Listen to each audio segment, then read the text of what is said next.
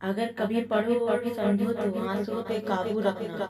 रामायण का एक छोटा सा वृतांत है, उसी से शायद कुछ समझा सकूं।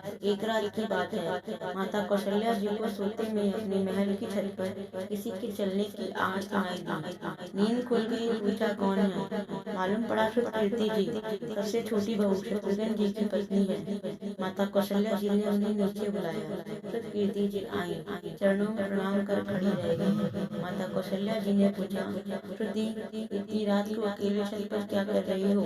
बेटी, क्या नींद नहीं आ रही? शत्रुघ्न कहाँ है? कीर्ति की आंखें भर आई, माँ की छाती से चिपकी, गोद में सिमट गई, बोली, माँ, उन्हें तो देखे हुए 13 वर्ष हो गए। यह सुनकर कौशल्या जी का हृदय कांप कर छटपटा गया। तुरंत आवाज लगाई, सेवक दौड़े आए, आधी रात की पालकी तैयार हुई, आज शत्रुघ्न जी की खोज होगी। माँ चली। आपको मालूम है शत्रुघ्न जी कहाँ मिले?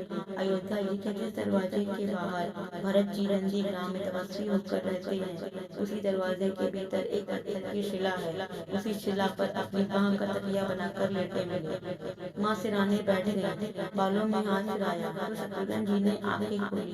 माँ उठे, चरणों में गिरे। माँ, आपने क्यों कष्ट किया? मुझे बुलवा लिया होता। माँ ने कहा, शत्रुघ्न यहाँ क्यों? शत्रुघ्न जी की रुलाई फूट पड़ी, बोले, माँ, भैया राम जी पिताजी की आज्ञा से वन चले गए। भैया लक्ष्मण जी उनके पीछे चले गए। भैया भरत जी भी नंदीग्राम में हैं। क्या ये महल, ये राजसी वस्त्र विधाता ने मेरे लिए ही बनाए हैं? माता कौशल्या जी निरुत्तर रह गई। देखो क्या है ये राम कथा, यह भोग की नहीं, त्याग की कथा है। यहाँ त्याग की प्रतियोगिता चल रही है और सभी प्रथम है, कोई पीछे नहीं रहा। चारों भाइयों का प्रेम और त्याग एक दूसरे के प्रति अद्भुत, अभिनव और अलौकिक है। रामायण जीवन जीने की सबसे उत्तम शिक्षा देती है। भगवान राम को 14 वर्ष का वनवास हुआ तो उनकी पत्नी सीता मैया ने भी सहर्ष वनवास स्वीकार कर लिया, परंतु बचपन से ही बड़े भाई की सेवा में रहने वाले लक्ष्मण जी कैसे राम जी से दूर हो जाते।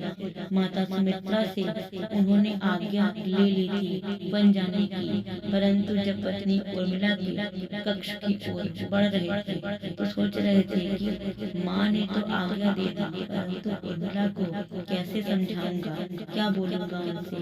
यही सोच विचार करके लक्ष्मण जी जैसे ही अपने कक्ष में पहुंचे तो देखा कि उर्मिला जी आरती का थाल लेके खड़ी थी और बोली, आप मेरी चिंता छोड़ प्रभु श्री राम की सेवा में वन को जाओ, मैं आपको नहीं रोकूंगी। मेरे कारण आपकी सेवा में कोई बाधा ना आए, इसलिए साथ जाने का हट भी नहीं करूंगी। लक्ष्मण जी को कहने में संकोच हो रहा था, परंतु उनके कुछ कहने से पहले ही उर्मिला जी ने उन्हें संकोच से बाहर निकाल दिया।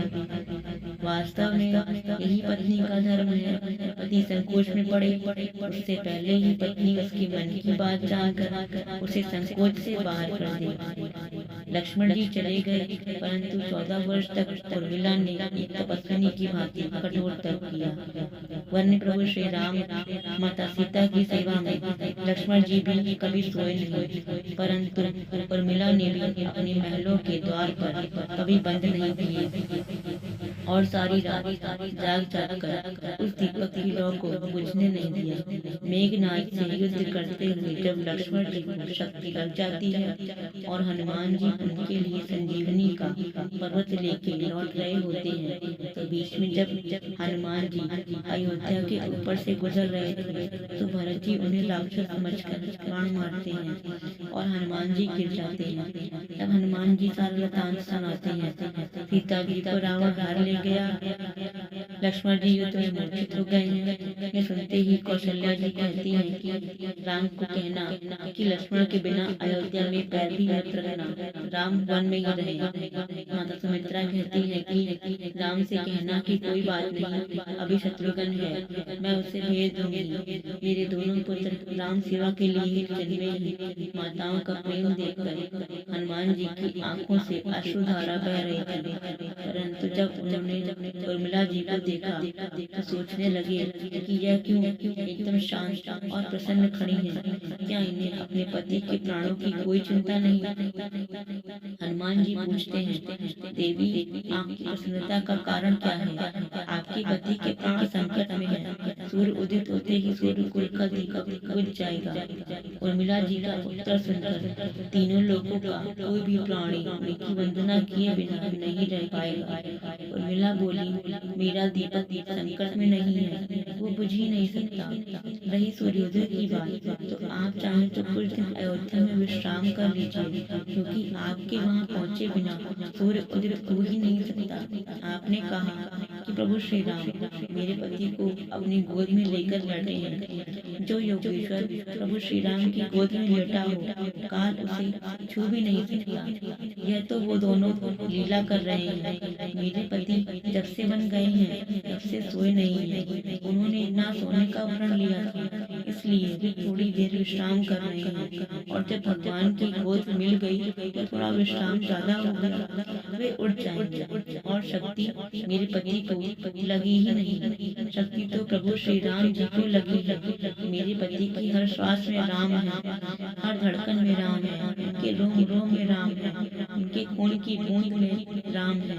और जब उनके शरीर और आत्मा में ही सिर्फ राम है, तो शक्ति राम जी को ही लगी, दर्द राम जी को ही हो रहा है। इसलिए हनुमान जी, आप निश्चिंत होके जाएं, सूर्य उदित नहीं होगा।